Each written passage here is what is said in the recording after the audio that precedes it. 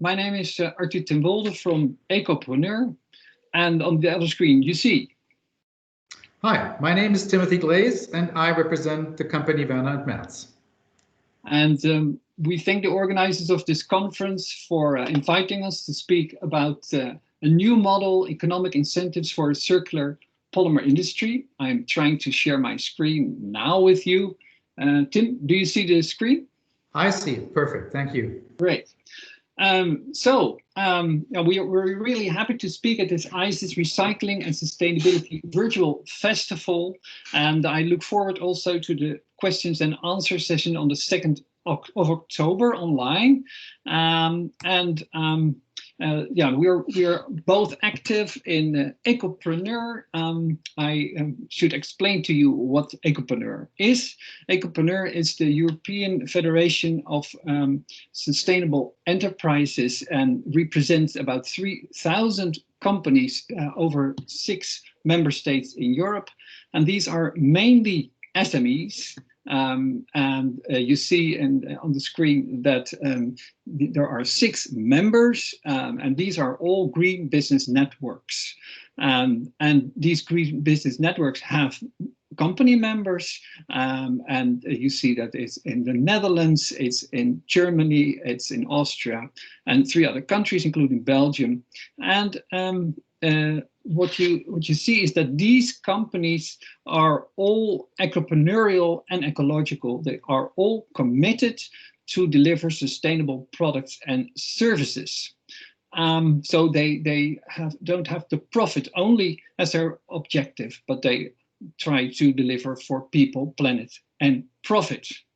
And these companies are supporting acceleration of the transition to a sustainable economy. And that is also the objective of Ecopreneur, because several of our members were already active at the national level, but in 2015 found out that Europe is becoming more and more important, and said that's why they founded Ecopreneur, to do advocacy and project at the EU level.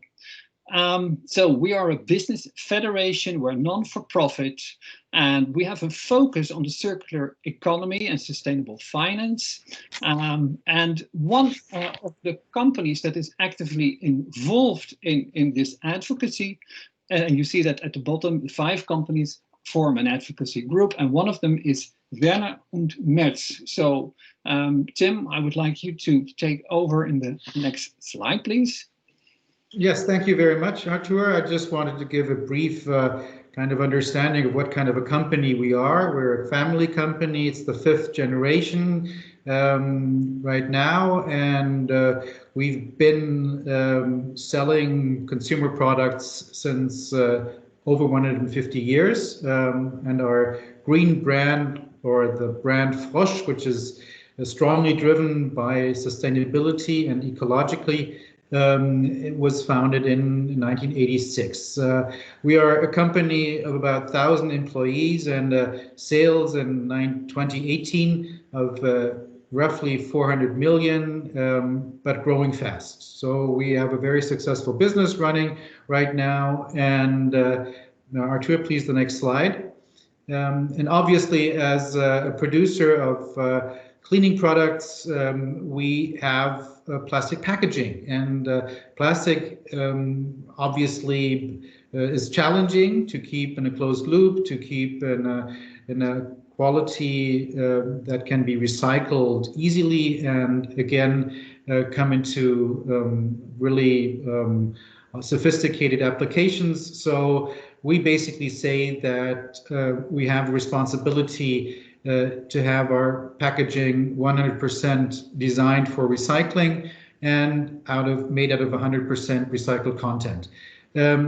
So we do everything to more or less craft our packaging that we can fulfill these commitments and basically deliver pilot solutions, or being a pilot for solutions that can be scaled. And that can be applied then to also categories outside of our categories. So we're in the non-food and cosmetics, and we strongly believe that that the way that we recycle together with our partners the plastics that can also be applied to food. Next slide, please. Yeah, so take over again, because this is one experience of one of our great green frontrunners, but we have 3,000 of them, and they are successful with sustainable products and services that they have put on the market and are putting on the market. And in addition to that, they enjoy a range of advantages because they create more value, not just short-term financial value. They are innovative, they are competitive. It can also help with your asset management to be circular. It helps with customer loyalty and feedback. You can create new partnerships, and also very important also for large companies, it leads to risk reduction, which also in the COVID times is of course crucial with your supply chains, and to a motivated staff. Our companies typically get the best staff members that are just coming to them, can I please work for you? And that's a nice position for a company to be in. So if it's also fantastic, then why is it not happening by itself? And this is why I'm not just talking about circular plastics, but more in general. SMEs can be successful, very successful in niche markets, but to break out of these niche markets onto the mass market is extremely difficult for all companies, by the way. First of all, there is a lack of demand pool for low carbon circular products and services.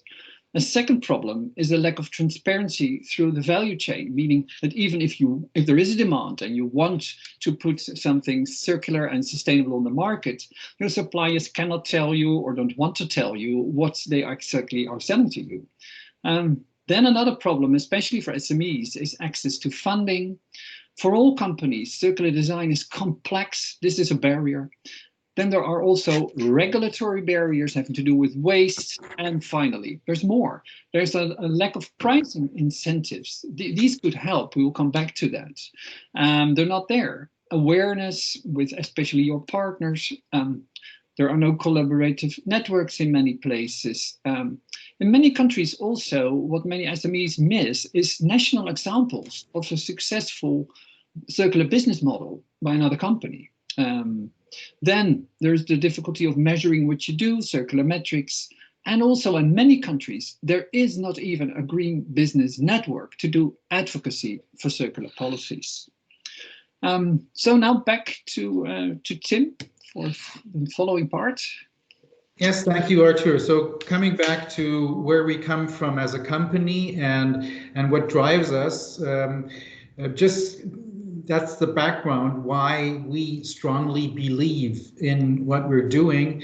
We believe that we contribute to the idea of cradle to cradle, which not only covers, here you can see on the left-hand side, the content of the product, so the formulation, which is supposed to be fully biodegradable and really add to nourishing, lastly, nature again. It's also a technical cycle, and that for us is the packaging.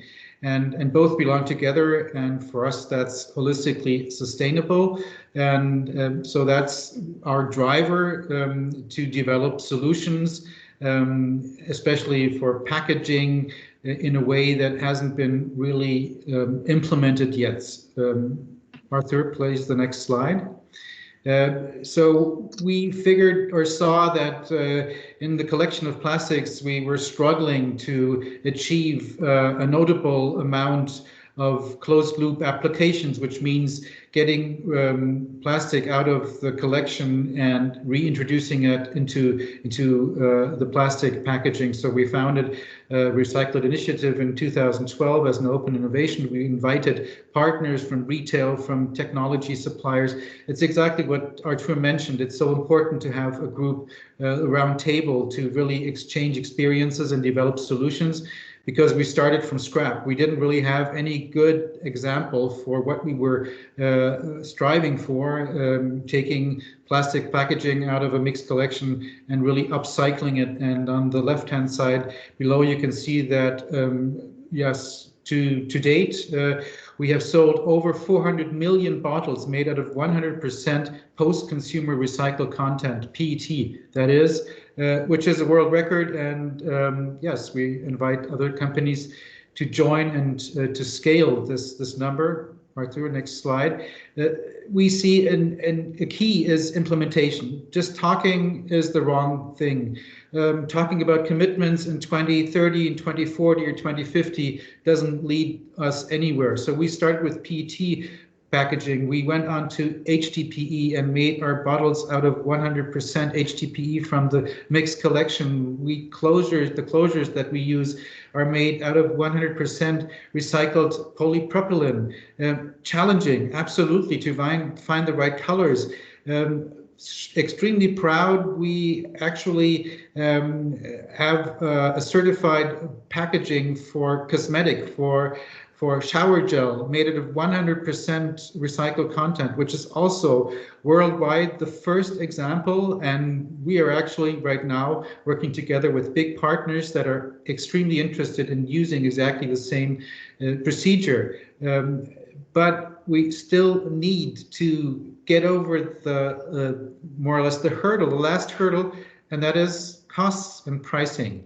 So talking about incentivizing the change is so important. This chart shows us that we don't only have recycled content on our mind, but also developing packages that until now were not really recyclable because they were made out of complexity of materials. This is a stand-up pouch that used to be made out of 2 different kind of plastic materials which could not be recycled because they were not able to be separated.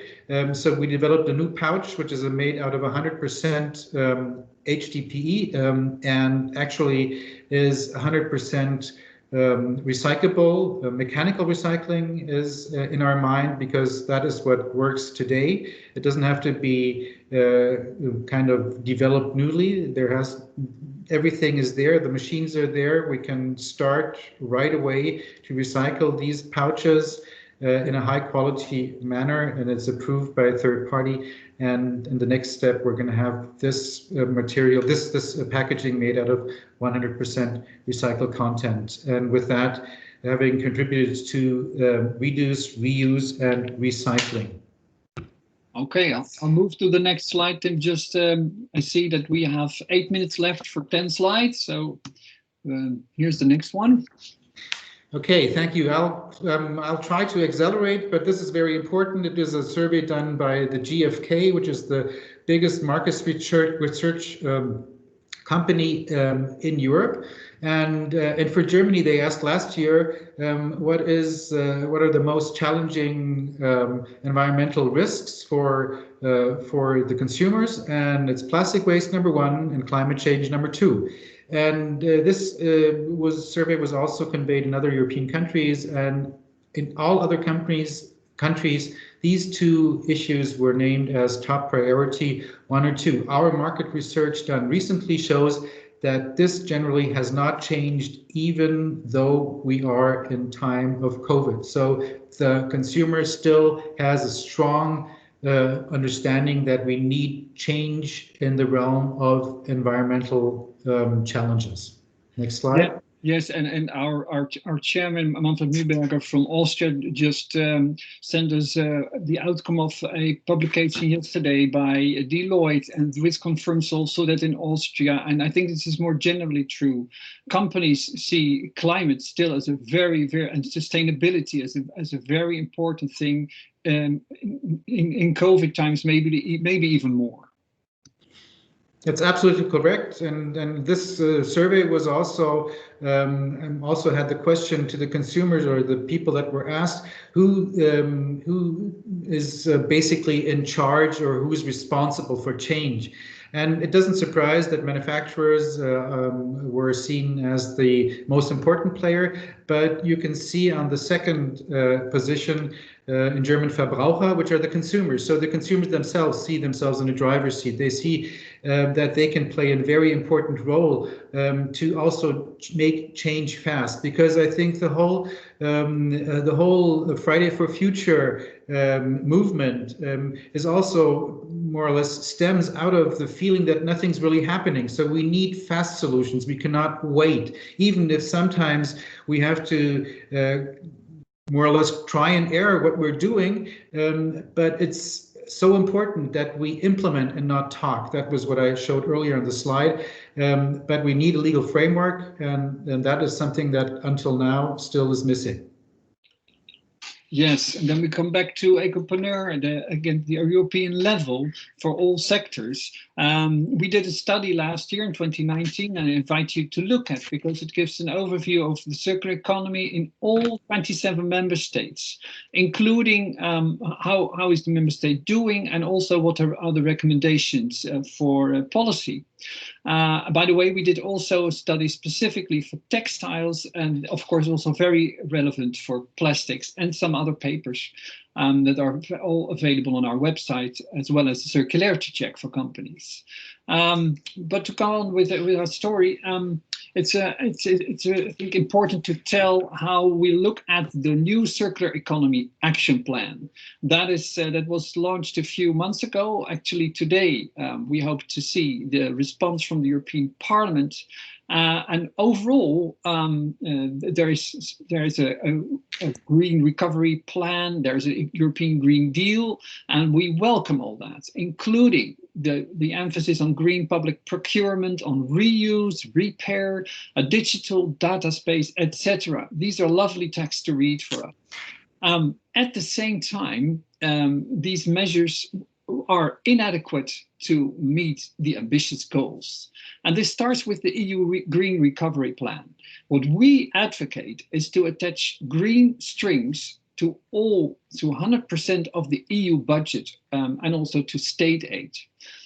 That's not happening at the moment. A second part is no delay for the Green Deal and the Circular Economy Action Plan, just implement it. And take care to support the sector, including SMEs, because it turns out that SMEs are missing out in several member states at least. And also, while giving the support to avoid any lock-in into the old fossil fuel economy or harming the weakest. And then if we go a bit more specific to the Circular Economy Action Plan, like I said, we welcome the overall ambition, but the main question is how to implement. And we recommend to the governments to just take into account that industry will adapt if a level playing field is created at the European level. So what do we miss in the action plan? There are several things. One of them is enabling the full potential of SMEs. Much is aiming at multinationals, which is kind of intuitive.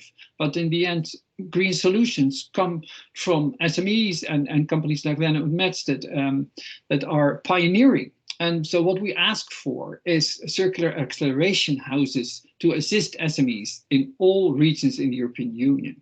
Also more active engagement of green SMEs to create a race to the top, and also a second SME impact assessment for new regulation to prevent additional red tape. Then economic incentives, I think the most important for the remainder of our talk. And by the way, we have 2 minutes left. That's not a lot. I think I'll speed up here. So economic incentives, innovation funding and subsidies, and also progressive legislation. And if we then come to the recommendations on the plastics policy, the first is that we want to have equal modulation of extended producer responsibility fees, because that is needed to incentivize the reuse and recycling of post-consumer plastics. And also to encourage reduction of complexity, for instance, by using monolayers, and to address the potential for reducing the use of plastics for all applications where that is viable and beneficial. Banning microplastics that are intentionally added, still not done, and also a large research program. And then more specifically, we also recommend to harmonize existing EPR scheme, because now they're totally different in different countries. And also to formulate an EU EPR guideline as using recycled content from collected post-consumer plastics. And these incentives should trigger a market mechanisms for more demand, higher quality and higher availability of high quality post-consumer recyclates, which are now plagued by the low oil price, making virgin plastics way too cheap. And by the way, if successfully phased out, these could be successfully applied, these could be phased out later. Well, we have only 30 seconds left. This is the last slide. So just one warning to the EU, the plastics tax has been approved, but it misses the point. It's not really a tax. And if not carried out in the right way, it has a risk of an adverse impact on plastics circularity. So don't implement a real plastic tax at the national level.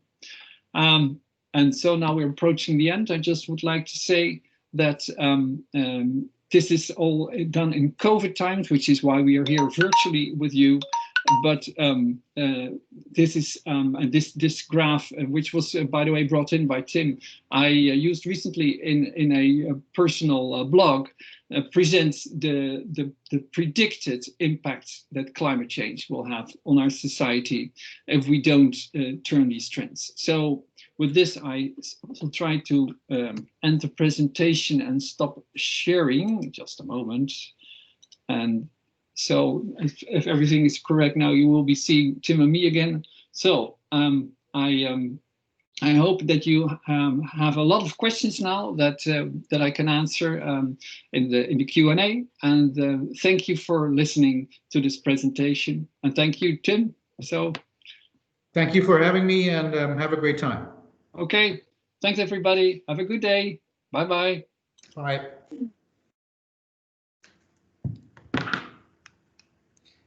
So that was like our tour.